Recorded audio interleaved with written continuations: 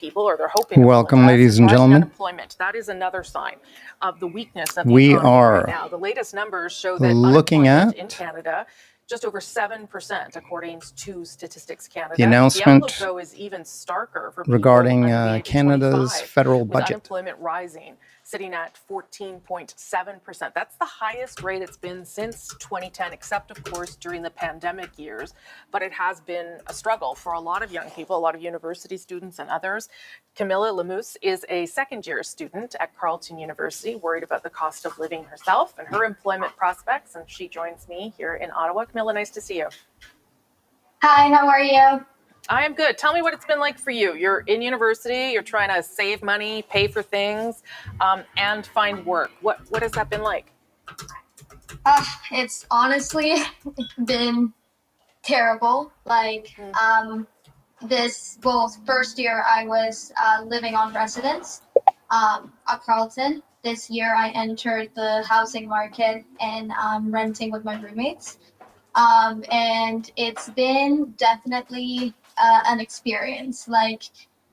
This whole summer, I was trying to land a job in Ottawa, wasn't able towards We're just a few minutes away, ladies and gentlemen, from the after 3 months of looking. budget being and that released. Job was 40 minutes away from my house.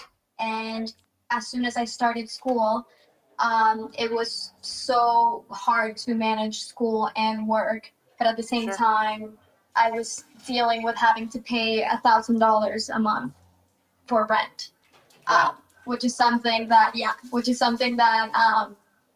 obviously, although I did foresee those costs last year when I was paying residents at Carleton, having that every month responsibility of paying $1,000 plus groceries, plus bills, plus all of these things was definitely hard. And having to manage school at the same time, it was way harder. It was either I worked and was able to hardly even afford to pay my rent and my groceries and all these responsibilities, or having to go to school and having to sacrifice, that academic performance and all of that. Yeah. So now I'm taking. So what are you doing? How are you making it work? Well, right now I had to go down in my course load, which is obviously making me fall behind overall, but it's just impossible to be able to work and also do a 5-course load or full course load. So right now I'm doing a 3-course load and I'm still at my work, but it's what I'm making with my $17.50, $18 an hour. It's barely anything for the things that I have to I'm afford. questioning whether I'm actually going live. Bit on 07 and student help government or help from the government. Now I see I'm going live on Instagram. Yeah. Will you be looking at the budget to see if there's anything in there that would help you? I mean, what would help you at this stage? Well, I know there's welcome Herbert, they're focusing Kober, on affordability and housing, Cookie, but at the same time on Instagram. I don't know if that's gonna tackle students specifically. You know what I mean? How about Substack? Do I have to do something else? Yeah, housing is a crisis that we are all facing. I don't think as so. Canadians, Substack usually works. I was talking to my roommates. So, ladies and gentlemen, we're broadcasting live as the Prime Minister of Canada, Mark Carney, brings down his first federal budget. We're having to afford $3,000. That's going to be in about 5 minutes every month. Yeah. You know what I mean? Camilla, and we're broadcasting here at Policy Watch live you need as you're trying to get through university on YouTube, thank you for telling us about Substack, it. We appreciate you sharing your and perspective, Instagram. And we'll see if there's something here that might help. Definitely. Thank you. Nice. Thanks, Thank you, nice Matt Moore, for confirming, because I never know. I never know we are now about if it's actually working. from the finance Unless minister somebody entering writes, the House of Commons. "Hey, It's Matt, always can you on let me time. know, can you Certainly hear this the Prime Minister audio likes okay things to be on time from and CBC?" tabling the budget. Once that budget is tabled, that's when the CBC's David Cochrane, that's who's always been in that budget lockup through the day, will be able to come out and nerve-wracking. tell us what's in it. And Just what because will I can hear matter it doesn't to necessarily mean you. you Here's can the hear Prime it. Minister and You know what I others mean? making his way into the House of Commons. Is it? No, it's other MPs. Sorry. Other MPs making their way in and staff members as we get ready for Very exciting this moment. first budget by the Prime Minister, by Mark Carney, the first budget from his government, which we are expecting Oh, to great. be substantive. Good to know, both Matt. in terms of Thank you. spending and in terms As of Matt deficit. said, Rafi, we please are stand up. live. Can You tell are they're live. joining me now. And he For a last confirmed thought before that, things yes. get underway. Rafi, I'm going to start with you. You were Like, with the you Prime can hear the Minister audio in on Asia YouTube. over that 10-day trip. What's your sense I'm actually about how focused broadcasting they this were live and on are 2 on YouTube this channels. document to sort of So set the my trajectory of the main government going Green forward, Neighbor if they survive, channel, of course. which is If an they environmental survive, channel, very focused. I mean, both and publicly my in the Policy remarks we were Watch. getting from Prime Minister Green Mark Neighbor Carney Policy and other Watch. ministers, and also Right here, privately, you right- could tell right behind here. the scenes Green those Neighbor. Prime Minister's office Policy staffers, Watch. they were bleary-eyed. I mean, we would see them at breakfast sometimes just hunched over their laptops. Because not really this is talking related to both, anybody. You because really had there's the going to sense be that they were working environmental on this thing up spending. to the last Probably, minute. we've And, already you know, heard keep in mind how about this trip was cuts kind of being made overshadowed to by the halted environmental trade talks spending. with the U.S. Right? I mean, Carney spoke to But, U.S. President and of course, Donald Trump. Policy Watch, At because one this point, is journalists this were is as asking political the Prime as it can Minister, get. well, what is your plan now? Because it looks like those halted trade talks are not restarting. And Carney would say, well, the plan is the budget, really kind of pointing people toward this document, toward today.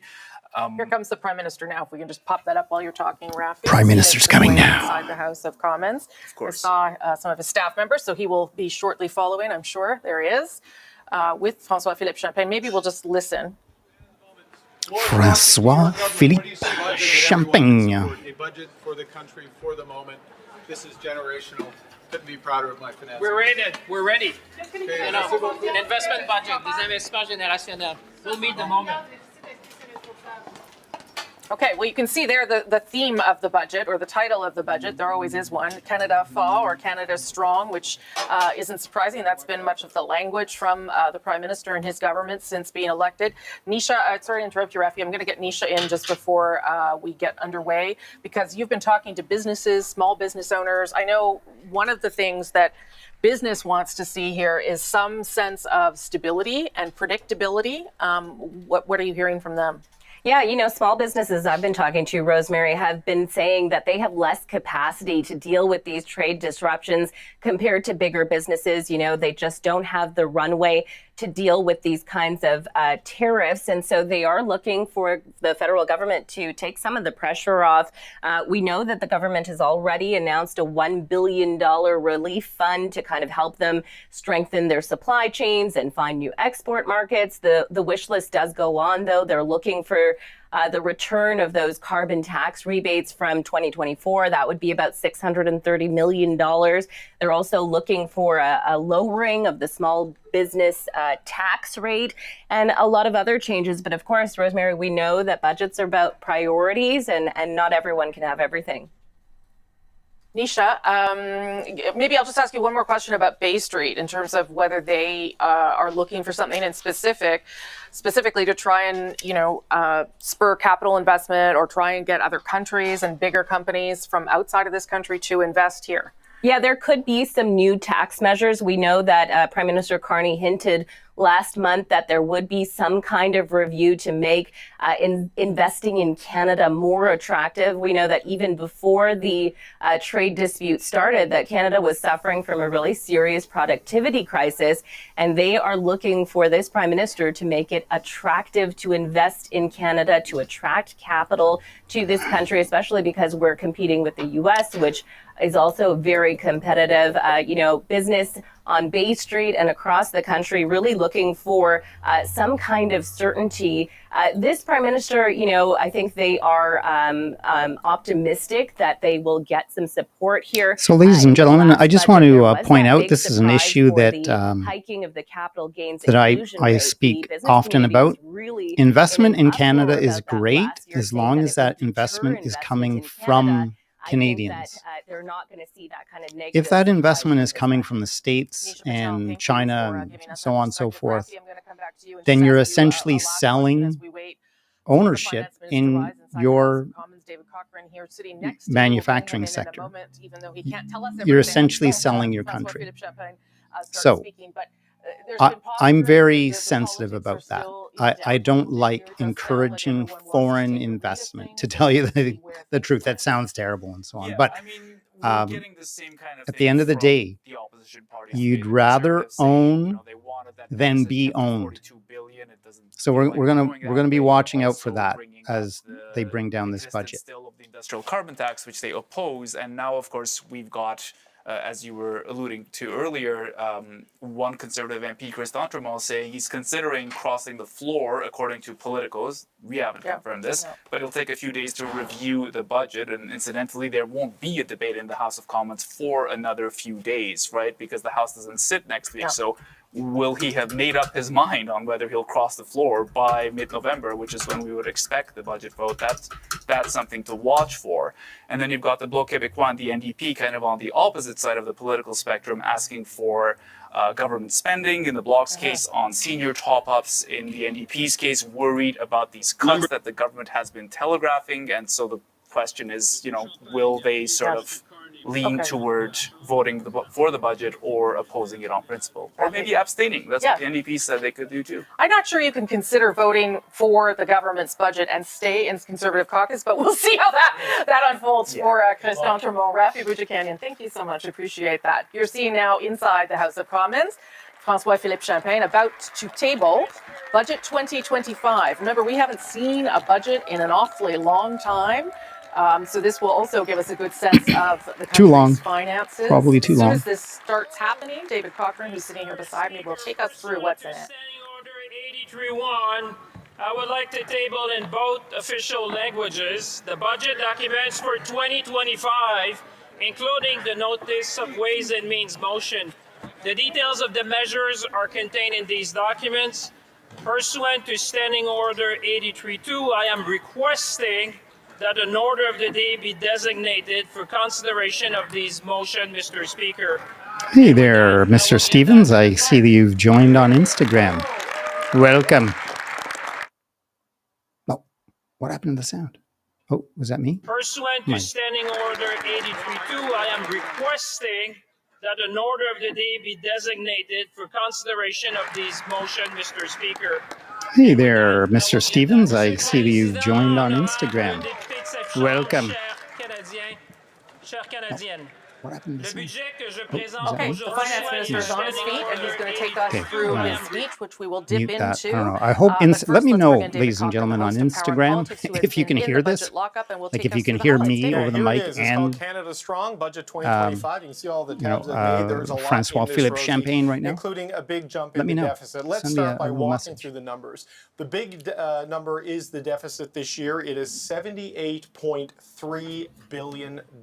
Now, that's not the $100 billion some people projected, but that's a heck of a lot higher than people are used to seeing in a non-COVID year, and it stays at an elevated rate in all the years after this, going out until 2030. You can see the $78.3 billion this year. It's going to be $65.4 billion next year, $63.5 billion the year after that. Just shy of $58 billion and just shy of $57 billion by 2029, 2030. Broadly, Rosie, this year and the next couple of years, the deficit is twice as high as we would have seen in the fall economic statement that Chrystia Freeland tabled in December, and growth is half of what was projected just 9-10 months ago. Now, you're at that deficit despite there being some significant cuts and downsizing in the size of the public service. There is going to be a net overall reduction in the size of the public service of nearly 10%. In this year alone, you're looking at 16,000 full-time equivalent jobs being eliminated, and that will go to about just shy of 40,000 jobs being eliminated by 2028, 2029. In effect, what's happening is the civil service is being right-sized, to use the government's phrase, from its high of 368,000 people in 2023-24 to about 330,000 in 2028, 2029. That's the spend less so you can invest more. And on that, there is a series of investments in capital in particular. $115 billion towards infrastructure, $110 billion in productivity and competitiveness.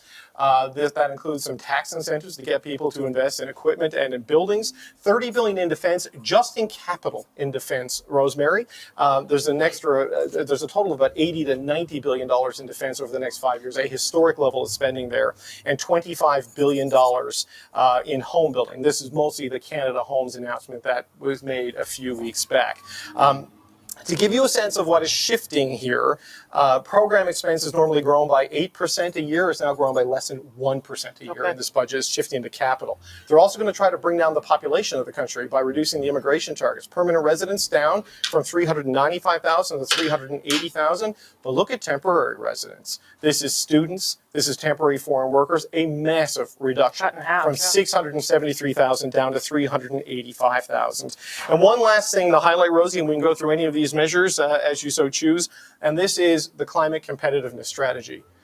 The emissions cap, it's on the books to be scrapped. It's essentially, there's a couple of conditions that need to be met. They need to finalize the methane emissions reductions. They need to deal with the industrial price becoming the core of the plan, an agreement on a beefed up and strengthened industrial carbon price that then becomes the engine that drives down emissions as you move towards that 2050 net zero target. But some investments in carbon capture, some agreements on methane targets, and a move to an industrial price away from a regulatory system, you're going to see the emissions cap, which the oil and gas sector, the premiers of Alberta, Newfoundland and Labrador, and Saskatchewan have vigorously complained about over the years, that is going to go if everybody agrees to other methods that allows them to hit their climate targets of having net zero economy by the mid part of this century.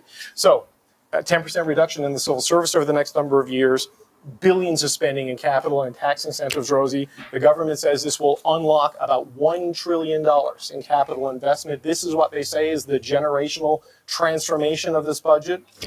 We'll see. Yeah. Like I say, that investment major projects agenda. primarily should come Okay, from we are going to dip Canada. back into the finance minister in a moment. If it as we doesn't, start speaking then we're English again, trading but short-term let's gain just for go long-term through- pain. I did want to just highlight this. I'm just catching up with where Yeah, you've been all I hear day, you. but there are social programs that the Prime Minister had promised would not be touched, and indeed there are many things being protected. The Canada Child Benefit, the school food program, the disability benefit, old age security program, not surprisingly, $10 a day childcare being Yeah. protected, workers benefit, the Canadian Dental Care Plan also being protected. So some of those programs that were signature programs of the Trudeau government stick around. But I've what's never, interesting is the shift in budgeting approach that's outlined here. Never is had the going to make it opportunity very to enjoy difficult to $10 a day expand childcare. social Let me know programs if that you have require in the federal government comments. to pay or the federal government to cost share, because they've adopted two new fiscal anchors in this budget.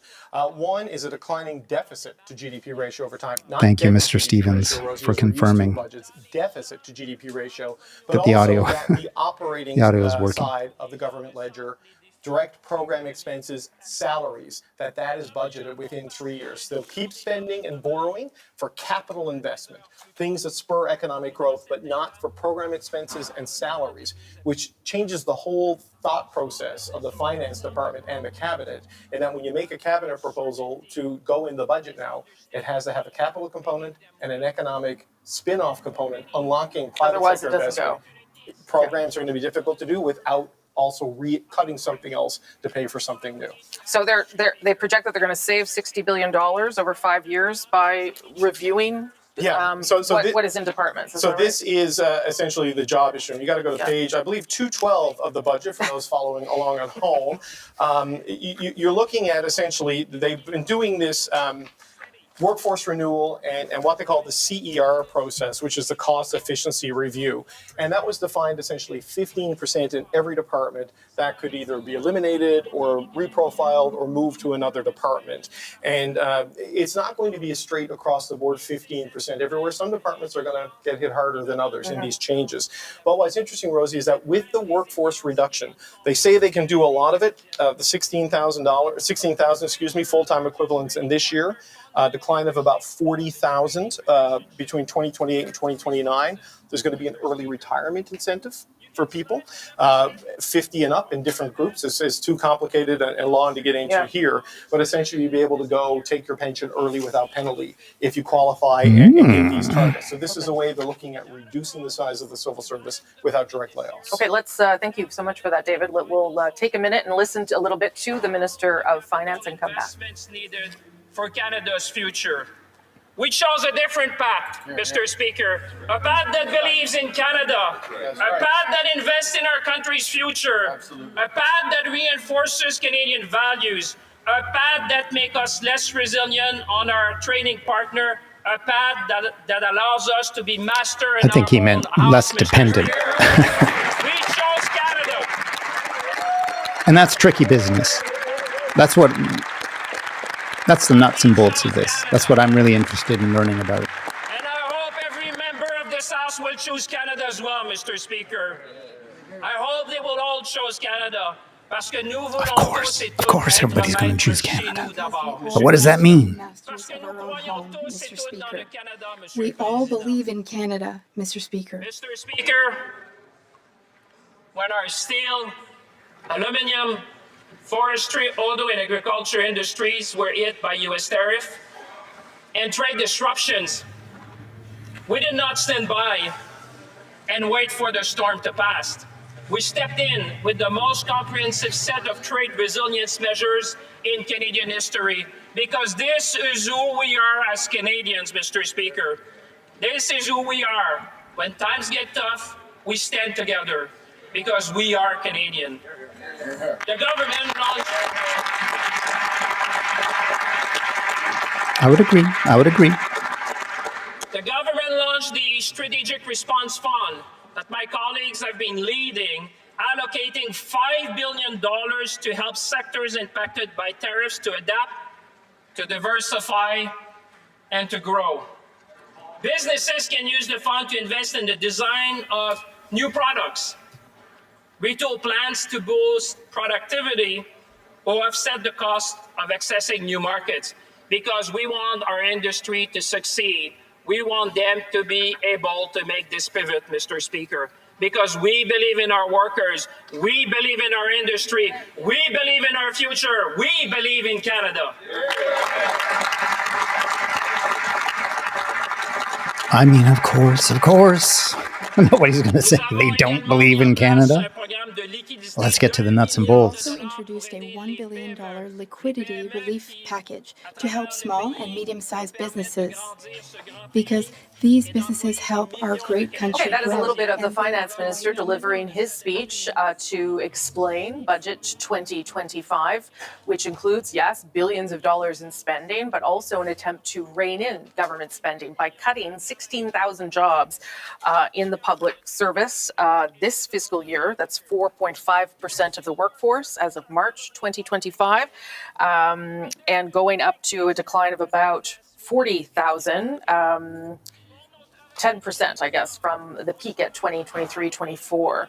I'm going to bring in Sharon D'Souza. She's the national president of the Public Service Alliance of Canada. Nice to see you. Thank you for making the time. I know you're just sort of getting caught up here, and I'll bring David in because he's actually been reading it more than I have. Oh, hey, Sweet Pea. You were expecting cuts. Were you expecting Welcome. numbers this Welcome. big, 16,000 Didn't notice you there for a full-time while. positions? Well, we were expecting How are cuts, things and going? Without a doubt, when the minister made the announcement that they're looking to go back to pre-pandemic numbers, when we looked at the juxtaposition, we're talking about 70,000 jobs. So we had an idea that there would be a cut. Yeah. But I truly believe that these cuts are drastic. I believe that there should have been more work done and consultation done before such an announcement is made. It does sound as though there will be, according to David, an attempt to push people towards retirement, attrition. Packages, I guess, will be offered to people without penalty. Does that soften the blow in any way? Not at all, because who can retire in this economy? Let's be really honest. People are having a difficult time making ends meet. And in some cases, especially smaller communities, these federal public sector jobs are what keeps this economy going. David, any questions for Sharon? Yeah, I mean, there's a line here So I got the this budget new that says this is a transformational time video for card. public service to revisit how we work, how we can improve services to Canadians, and how we And can it cuts build out for my the future. my A camera leaner public every, service I don't know, is a more half an hour or empowered something. and I productive have to just go public service. turn my camera on and The off. net size of the workforce by the end of this process, Bit of a according to the drag. government, I by have to figure that out. 2028, 2029, will be about 330,000 employees. So a reduction of about 40,000 from peak. You mentioned a 70,000 number. This is 40, so it's not quite all the way. It's a little over half. Well, there's a problem with just that number because we did our own polling. And what our polling has shown that the majority of the Canadians that we polled said, you know, that they would rather see this government focus on making their lives more affordable. And they're concerned about cuts to public services because 64% of them believe that they're already strained. Right, but the public service did get large, particularly during the pandemic, and the government's point is this is bringing it back to a size that is more manageable, given that taxpayers are paying for the public service. Yeah, Without a doubt, but what they want is services right now when they are in a time of need. They truly believe that the services will be impacted by these cuts. And I have to say, I agree with them. I'd love to hear And more detail. My only The concern services. is What we are have they? a lot of challenges The coming our way. services?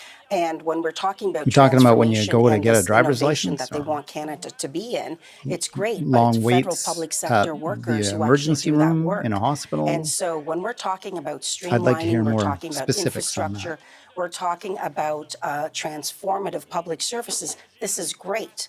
But every department and agency actually connects with each other.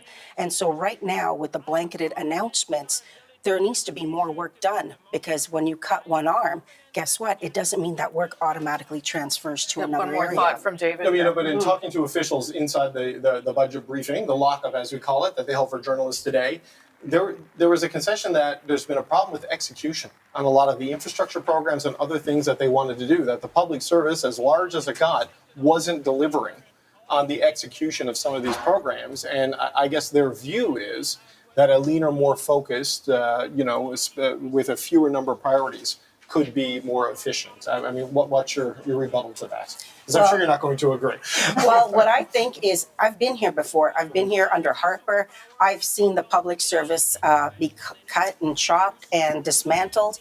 I've seen what happens when it doesn't work, and I've seen them staff up. And right now, just last year, I can say in 2024, 10,000 jobs have been cut. And guess what? We are not making our call center I guess you can say the phone calls aren't being answered because there's not enough people.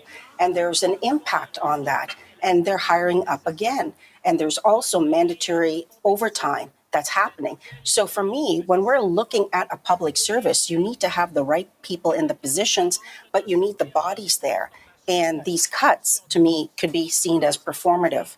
Because if the services aren't being delivered and you don't have the bodies there. You know what I always think about Sharon, just when as I the hear National this President of the Public issue Service Alliance, is, I'm sure we'll speak again. Thank you for your initial. could you thoughts on this. deliver Thank you. the same or a similar Okay, wanna degree bring of back, service David, with just to less go over money? Some of the points there that you flew through the And for first those time. who Let's work go back to some of in the industry or spending, government, you measures probably in see terms of a how number the of government roles plans around to you where you're attract thinking, capital investment, do you and really where they need, think that's do you going to really come from. need Yeah, so there's whatever, couple of a things here, Rosie. There's full-fledged about $280 MBA billion to in be capital answering the investments that they phones outlined. here? Some of this is Could carryover of could somebody measures be like doing this for accelerated minimum wage, or write-off could of this be an equipment opportunity purchases, for computer students upgrades, that Christopher Freeland had working in their her way fall through economic statement of December college or 16th, university? 2024, which got overshadowed by something else she Yes, wrote it did. that day, being her The resignation letter. problem with when they But just there is some talk expansion in on general that, terms and like this, on is the tax it's side. hard to relate Peter Armstrong exactly will be here to get really deep into this later. But you know they what, are giving it how we immediate could address expensing for this issue manufacturing of and providing processing government buildings. service in So general, essentially, if you're government getting into the service, critical minerals game, if you're getting for into fewer the dollars. extraction game, and you need to build a building for processing, or if you need to retool, say, a car operation into a different type of operation, there's a tax incentive there that in a lot of cases will reduce the effective net tax on some of these things down to zero. There's also an accelerated capital cost allowance for low carbon liquefied natural gas facilities, which is interesting. In the first tranche of the major projects, that is a key part of this whole economic plan for Mark Carney. There was some natural gas components to this. They're now having a lucrative tax incentive here for for low carbon natural gas. And the lower your emissions, the higher the credit you get. And it's not based on a benchmark. It's based on how my LNG plant competes with your LNG plant You could- for lower emissions, and you qualify then for the You could incentive. have a channel It's a key thing, dedicated and just Peter to will explain liquefied this a little natural bit more, gas, but on the ladies and manufacturing gentlemen. and processing side, this Tricky ability to write business. off the It's buildings the you need to leaks build that for are business expansion and write off the a equipment major that you part need of the inside problem of with it that. right away. It has the effect of lowering what's called the meter, the marginal effective tax rate, for manufacturing and processing to 0.4%. It's 12% in the United States.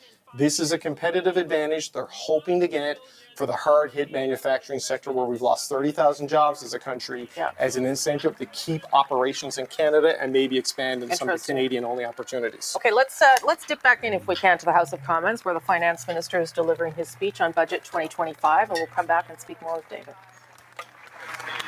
And I know, although the Conservative are silenced in their heart, they support that, Mr. Speaker, because I know that they will take the break week to go around and tell their constituent how great we're going to see this country and all the investment we're going to see. And I know in their heart I can see them. Canada is one of the best places in the world to invest, and we are going to make it even better.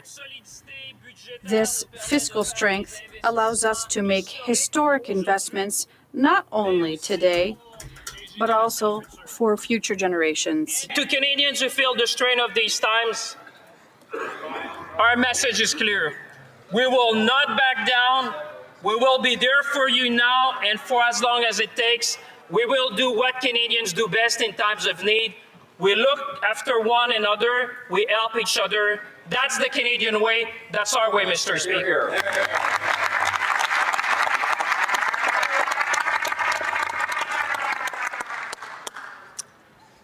Pour relever ce grand défi, Meeting this great challenge, Mr. Speaker, requires both ambition and discipline. nous devons être ambitieux dans We nos need to be investissements, ambitious in our investments rigoureux dans nos and dépenses. rigorous in our spending. Ce budget trace une And that's why this budget charts I a put new up that note course about Nova for Scotia Canada's MP public Chris finances. d'Entremont. Les Canadiens, Canadiennes, Probably Because mispronouncing his Canadians name. expect their government He's the to achieve MP results. who's considering crossing And the to get floor there, and joining We the must Liberals. spend Okay, less we on are our going wage. to I believe he's a leave the Conservative finance minister as he continues his member of speech there Parliament. inside the House of Commons. The Green Party leader, Elizabeth May, has So that already would come bring out, the of Liberals the House to, of course, she one represents precious one vote closer one vote to would matter passing if you're the budget. seeking for just 3 votes to get this budget passed. But she has already declared where she stands on the budget. Take a listen.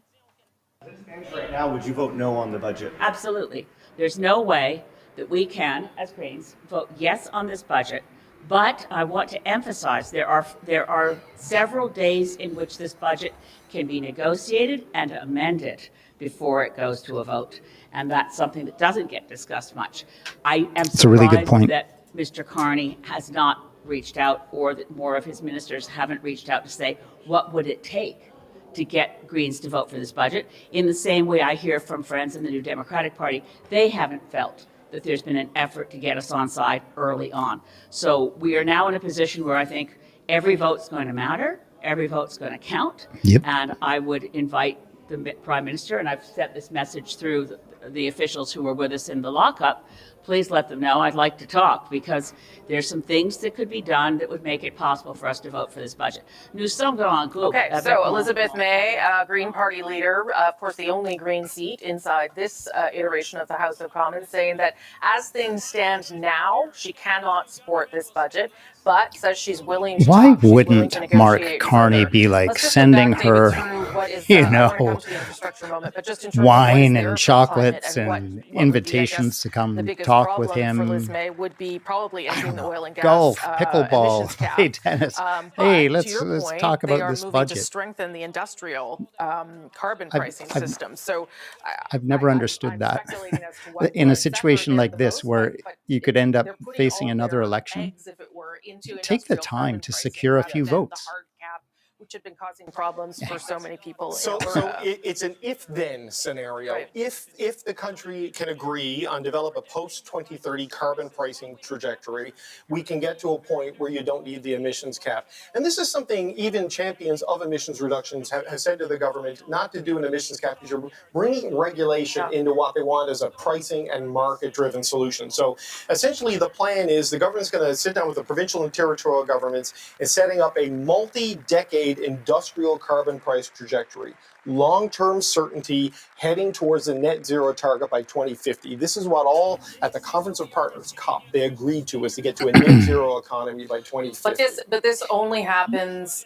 They'll only get rid of the Yeah, cap blah if blah this blah. That's what I heard. happens. That's what I heard right there. They need to Because agree at the to end a of the stronger day, benchmark and unless backstop in that unless you actually Ontario reduce falls below it, the government like moves output immediately, of puts it in and lets everybody know, hydrocarbons, we're coming in, we've all you're agreed to this, let's go. it doesn't matter. If You they do agree a to that, cap, do a if they price agree on to, carbon. It doesn't limit matter unless it on actually methane reduces emissions, output. It's not making a movement stitch on of clean difference. electricity regulations, So because there's a series of I tax always credits question that were this announced in earlier budgets that are this now implemented in nonsense this one that will, debating between give you these tax things. write-offs for investing in Maybe there's some clean of the electricity sources, nuance that moving away I'm from not fossil appreciating. fuels. So if you can do the methane, if Let you me do know the in the comments. electricity, if you can agree to an industrial carbon price on a long-term horizon to give certainty, then you can get to the oil and gas emissions cap.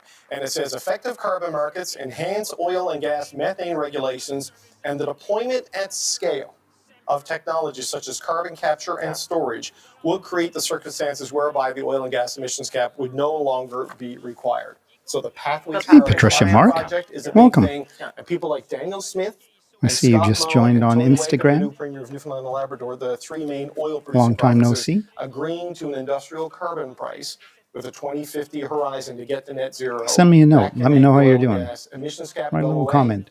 You'd still pay for your pollution in that sector, but you don't have to hit a certain emissions thing. And this goes back to what the Prime Minister's been saying. I'm interested in results, not necessarily specific policy instruments.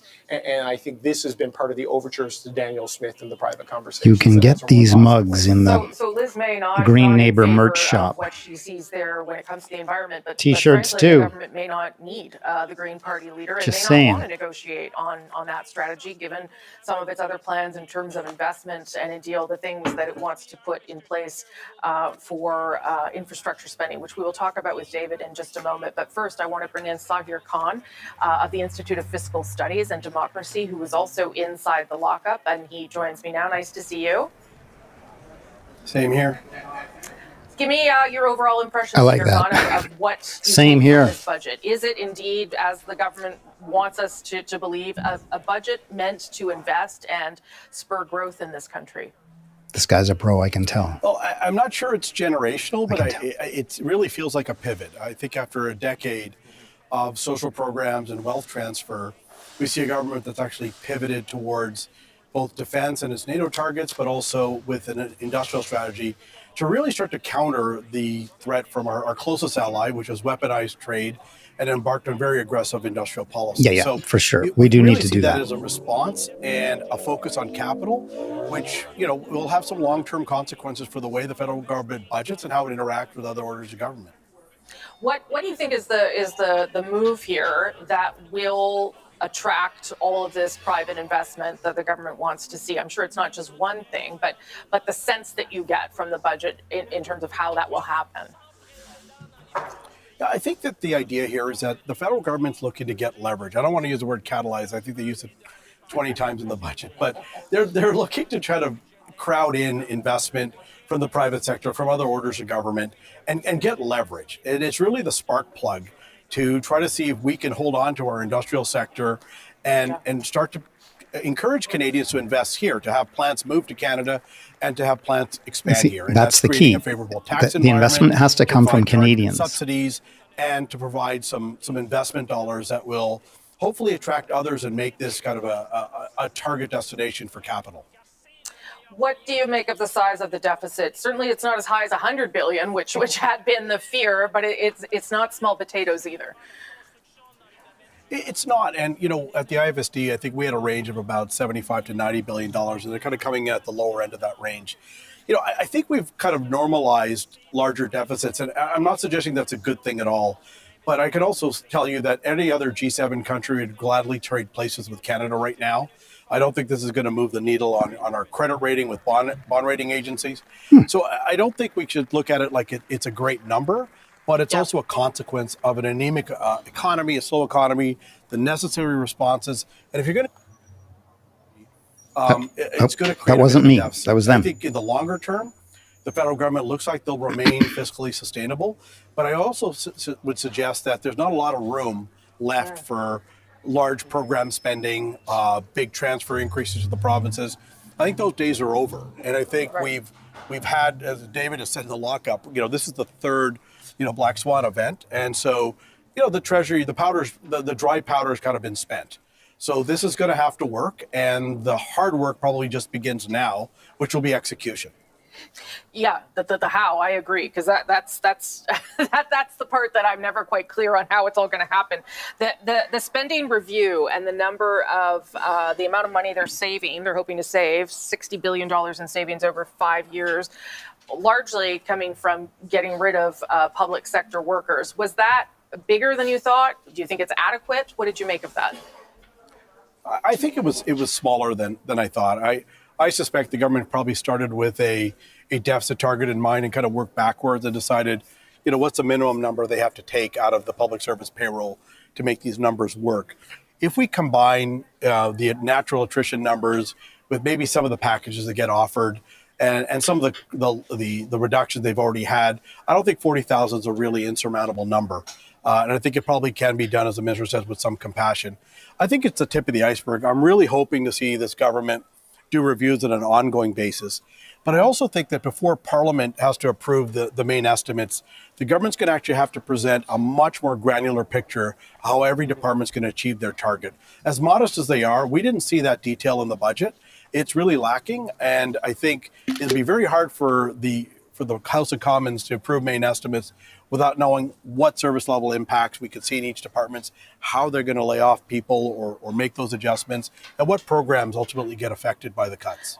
Let me end on this. If this is a document that is, you said it wasn't generational, but it's also supposed to be a budget to meet the moment, the hinge moment the Prime Minister says we're in, the crisis we are facing. Does it do that?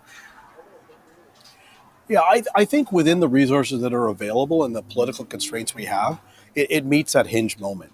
But I just think that it's not like this is going to be a very quick response and a quick remedy. This is going to unfold over years and years. And the real test will be, can we maintain a budgetary discipline and a political discipline to make sure that we have an operating budget surplus and we're only borrowing for capital? I think it's a really good strategy for any government to employ. But it's another thing for governments to stick to that and maintain that discipline over years, because that's what you'd expect from Mark Carney. Going to do a pivot. I said it wasn't generational. Understands economics. It's definitely a pivot. If it's a quick fix, if they can stick to it, then it's long-term pain. Khan, thank you so much. Nice to see you. Remember that. You don't want a quick fix. Studies when it comes to the economy, no quick fixes. They'll just bite you in the rear down the road. The leader of the Bloc Québécois has been speaking to give us a sense of where he stands with the budget so far, and then I'll come back to David and bring in Peter Armstrong. Let's listen in. Bien le bonjour. Écoutez, le résumé est assez facile à faire. Le Bloc québécois a présenté des demandes qui ont été explicitement établies comme étant non négociables pour la suite des choses. Et elles ne se trouvent pas dans le budget de M. Champagne ou de M. Carney, qui venait probablement pour beaucoup le crayon. Il n'y a pas de fin de cet héritage de Justin Trudeau en ce qui a trait à la discrimination infligée aux aînés. Comprenons-nous bien, là. Les retraités de 65 à 75 ans vont continuer à recevoir un chèque de pension de sécurité de la vieillesse. My French isn't that good, ladies and gentlemen. I think what he's saying is, et dans toutes les associations, même ces gens-là Art Lightstone of Green Neighbor is the best YouTuber. You really should subscribe to his. Now, the government has a $78 billion deficit, but it's not going to resolve this injustice. And basically, it's trying to turn its back on some aspects of Trudeau's legacy, but it's still the same government. Now, the annual increase in health transfers must be able to cover the expenses that have to be covered by Quebec. And there again, we see a refusal by this government. So year after year, the Quebec government will continue to be unable to make the payment associated with increased costs for the healthcare system in Quebec, and that applies elsewhere as well. In terms of infrastructure, $75 billion, only $9 billion is actually new money. $9 billion over 5 years. What exactly do you expect to do with that when the needs are so huge? Okay, that's Yves-François Blanchet, the leader of the Bloc Québécois. The reason we're dipping into all of these reactions, of course, is because this is a minority government, and the government's going to need at least 3 votes or 3 people who get the flu when that vote comes in a couple weeks' time. Certainly sounds like from the beginning of what Yves-François Blanchet is saying there is that the government didn't meet the 6 non-negotiable demands that the Bloc had put forward. We will wait to see whether he gives a definitive answer or whether he says he will look at it. I can tell you as well that the NDP has just put out a release, and we'll bring you some of their interim leader when he emerges, saying that this is a critical budget. It comes at a critical time, that the New Democrats understand that they were sent to Ottawa to work for workers and families. They will begin the work of judging whether it meets the needs of Canadians. There are measures that are welcome, says the NDP, that have been advocated for, but there are measures, he says, that are a step in the wrong direction. So the New Democrats are going to take some time and look at it and see whether or not they can support it. So at this stage, we don't know how this is going to go, but it does sound as though some people have some things to look at and consider. Let's bring in CBC's Peter Armstrong, senior business correspondent. Sorry to keep you waiting. There's lots going on. There's a lot going on. There's a lot going on. Give me your take on what this does to the business environment and sort of the fiscal picture of the country right now. I think there's a couple of things. The environment that it comes from is still very perilous, and there's not a ton in this that addresses what happens if things get worse and not better. This offers a plan to how to get out of the mess we're in into a better place.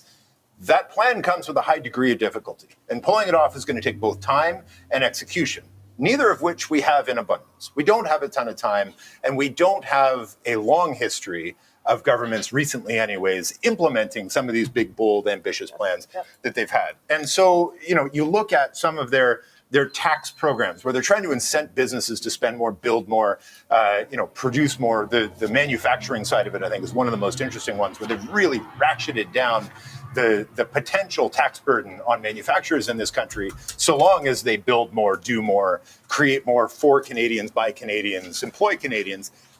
But as I say, the degree of difficulty in that is enormous, and the margin for error is incredibly small. Things could very easily get worse and not better. And there's not a ton in this budget that lays out precisely what they'll do for Canadian businesses, Canadian workers, if indeed things do get worse, not better. You have economists like Armin Yalnizyan that have been banging the drum for years now, but really in the last couple of months leading up to this, saying we need to have a better plan for helping workers now. We're going to get GDP numbers this month that will tell us that whether or not Canada actually slipped into a recession this summer or not, this plan is going to help the Canadian economy in 5 years, 3 to 4 years. The problem is what happens right now, and can those two, can one crossfade as the other sort of comes up? That's going to be difficult to pull off. As David was saying, though, is the idea to create an environment that is even more attractive than the United States and more competitive in terms of a place to stay here so that we don't lose business? Yeah, so you go through like not to get too deep in the weeds, but it's budget day, so let's get into the weeds. The marginal effective tax rate is what we're looking at here.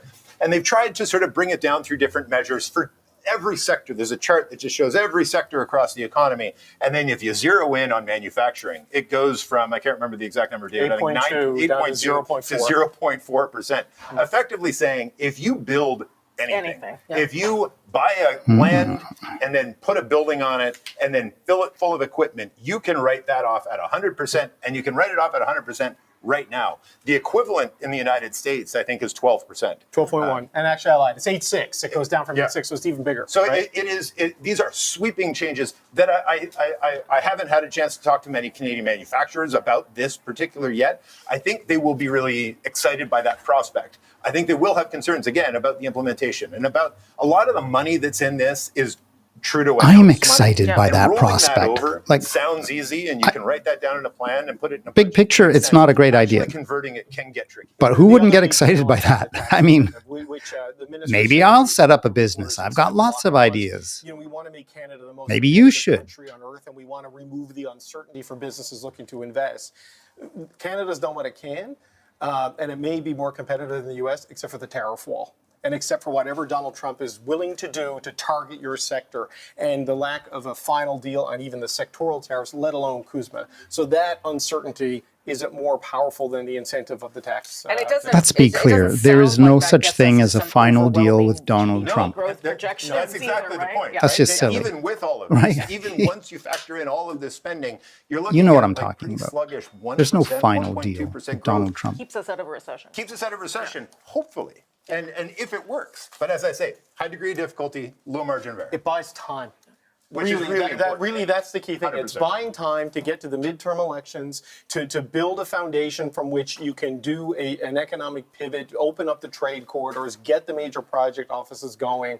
But it's all got to work in succession. And I got to say, Don Farrell, Rosie, at the major projects office out in Calgary, no pressure, but there's pressure because these are the projects that can really move the needle on GDP because of what's happening in the key sectoral areas.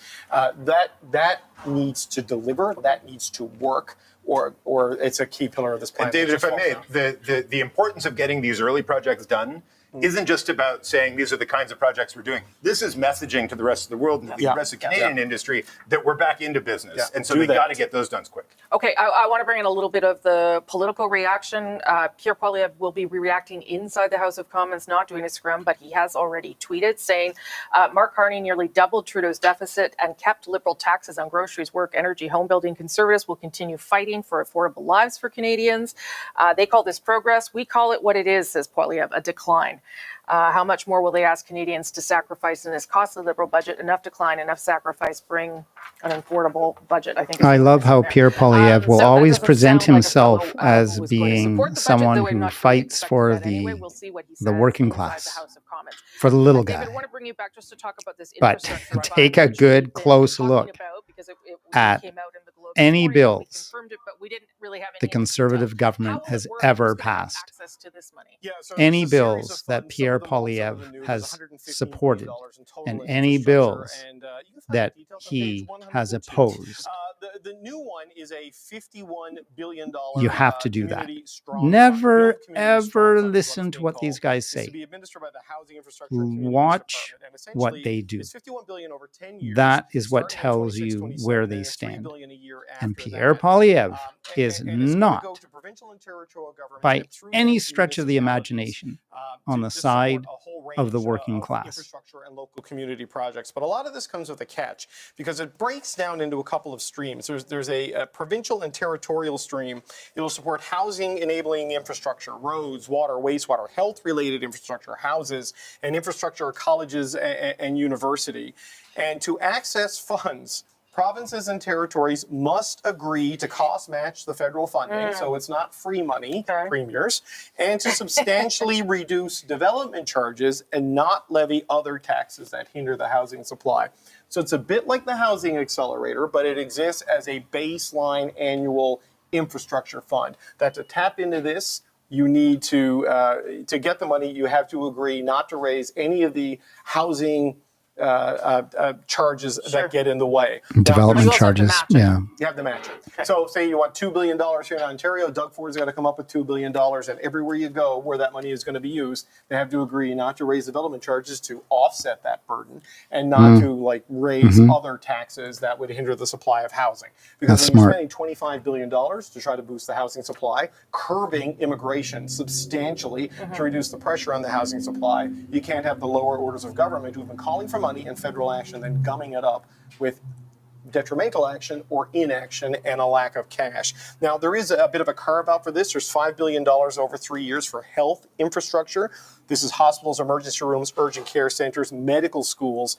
You don't have to tick any boxes on development charges to get that. You need to build out an emergency room. But do you have to match with that promise as well, or you don't know? It says, recognizing the critical need to strengthen health infrastructure, the requirement related to development charges and other taxes noted above will not apply to this fund. Okay. So yes, you have to match, but you don't have to commit to not raise development fees and these sorts of things. So there's a blend of it, but you can see this all adds up to about $280 billion in infrastructure and capital investment that they're putting in here. Like there's $80 billion for defense, $30 billion of it is capital. Some of that's going to be dual purpose in the north, roads, for example, to get to a military base, could also be part of the passageway to a mining site or to a critical mineral facility. They're hoping all of this unlocks a bunch of domestic Lost my camera. $1 trillion is the number they set on it. The business experts we talked to in the briefing, Randall Bartlett, for example, with Desjardins, they're skeptical that it's going to unlock this much. I think it could have been even more ambitious here. Okay, just to bring people up to date on where That we is are, such a drag. the finance minister is still delivering his speech inside Such a the House drag. of Commons there and getting more details. Pierre Poilievre will also respond inside the House of Commons, but we already have some response from him over Twitter. He says that Mark Carney has doubled Trudeau's deficit. Conservatives will continue fighting for affordable lives for Canadians.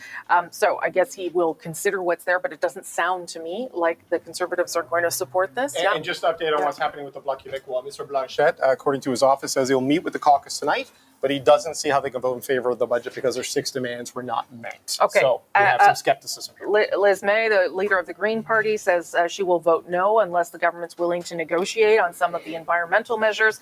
And the NDP says it understands it's here to work for Canadians. It's going to look at the document and will consider what to do next. Okay, I want to bring in At Issue to discuss some of the politics behind the budget and what they're seeing so far. Chantal Hébert, and from the lockup at Old City Hall, Andrew Coyne and Althea Raj. Good to see you all. Thank you for being here. Althea, let me start with you. What do you make of what you've been reading today and whether it delivers on what the Prime Minister promised? I think a lot of people who were looking for that generational style investment will be disappointed. I think what it does show, though, is that Mark Carney has clearly yet again turned the page away from Justin Trudeau. You know, we're just a stone throws away from where Justin Trudeau was 10 years ago, just after being sworn in as Prime Minister. He went to Foreign Affairs next door and was greeted to loud cheers from public servants who were so happy that Stephen Harper was gone and the cuts that he had brought into international development and the bureaucracy that was over. Statistics Canada fighting was over.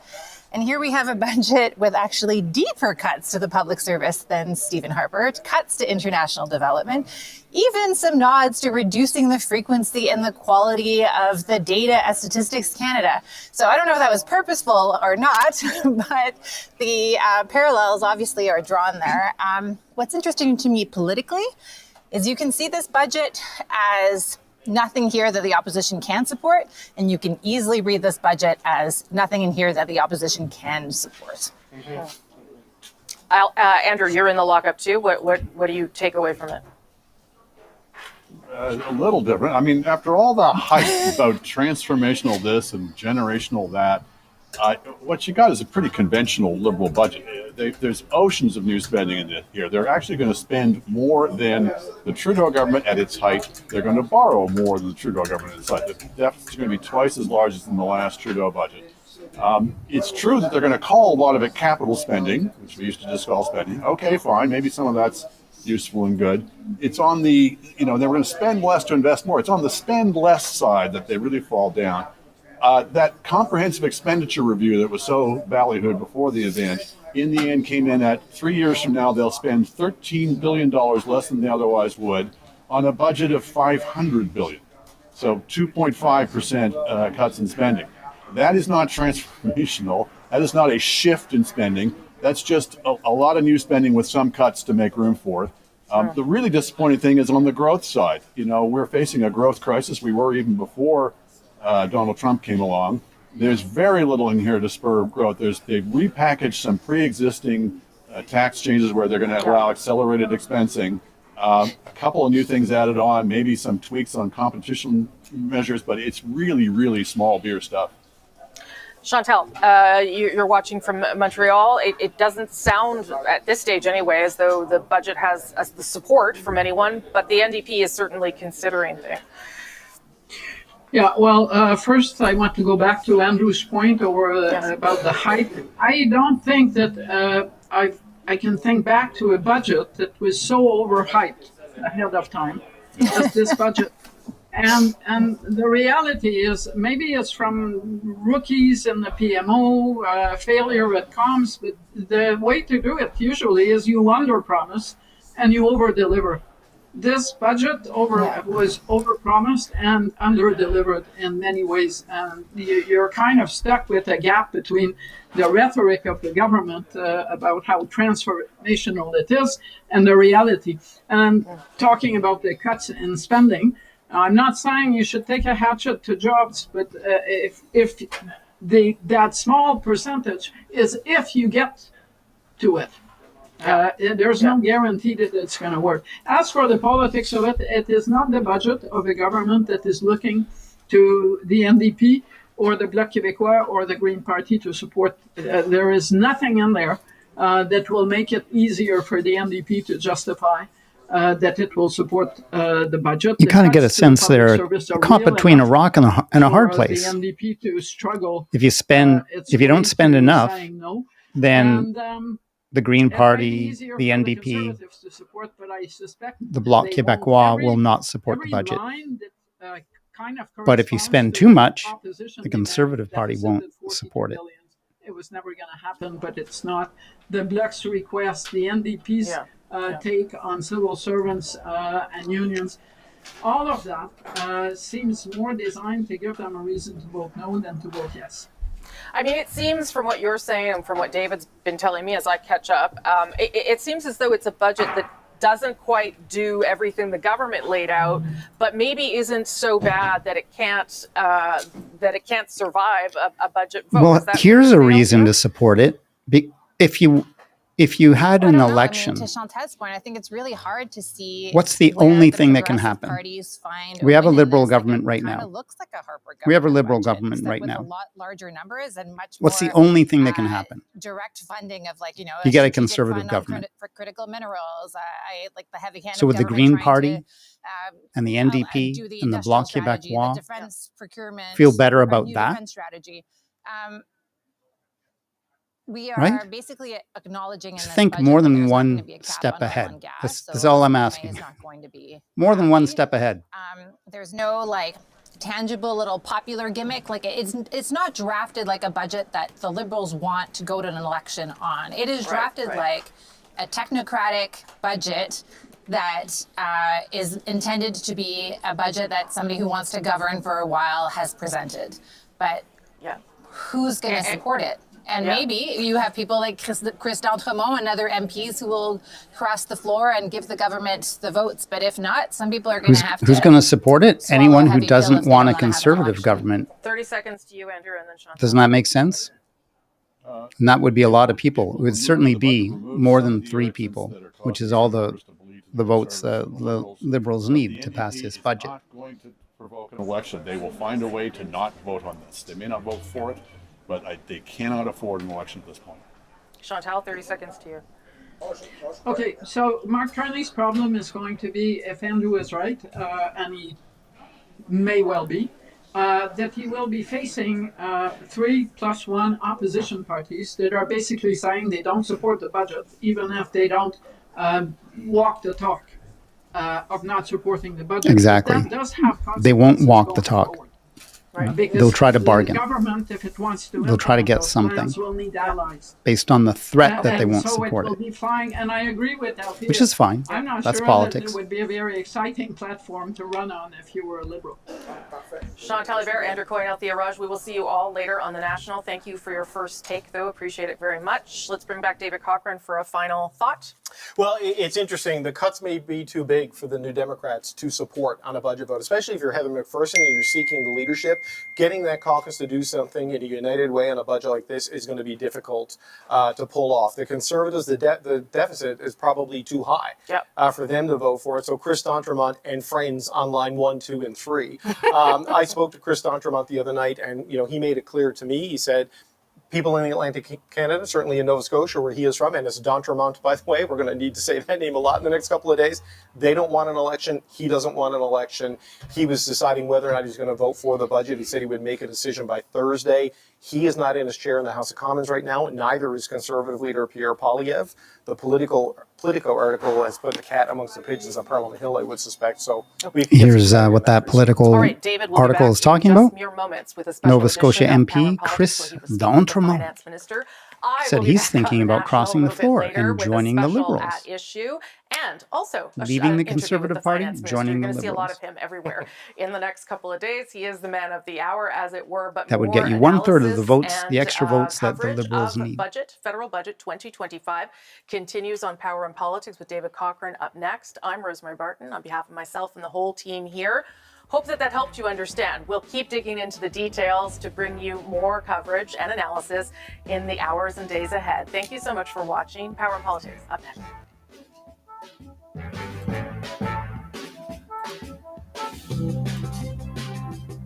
All right, ladies and gentlemen. Thank you so much. Thank you so much for joining me. Like I said, this is politics, right? This is the nature of politics. Everybody's going to complain about this budget because they're dealing with a minority government, and they know that the government desperately needs 3 more votes, and so everybody's going to be trying to make Mark Carney believe, like, well, I'm the guy. I can get you this 1 extra vote as long as you're willing to do this for me. And that's not a bad thing. I'm not saying it's bad. I'm not saying it's malicious or diabolical. I mean, that's politics. So, do I believe that we'll be looking at a new election? No, I do not.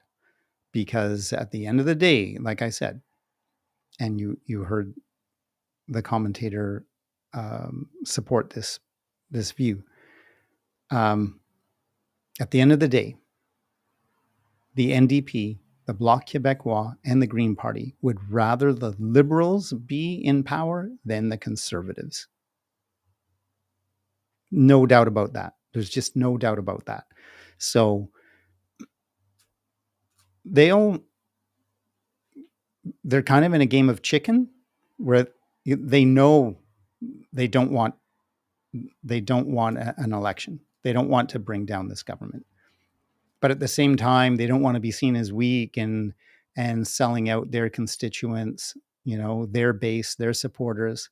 So I would imagine they're all kind of hoping somebody else is going to support the budget. And of course, as I said, they will all try to negotiate and get a little something more from the Liberal government, because they're in a tremendous bargaining position right now. They have a lot of hand, ladies and gentlemen, in these negotiations, because certainly the Liberals don't want to face another election. They have nothing to gain from that. So those are my thoughts. Thank you so much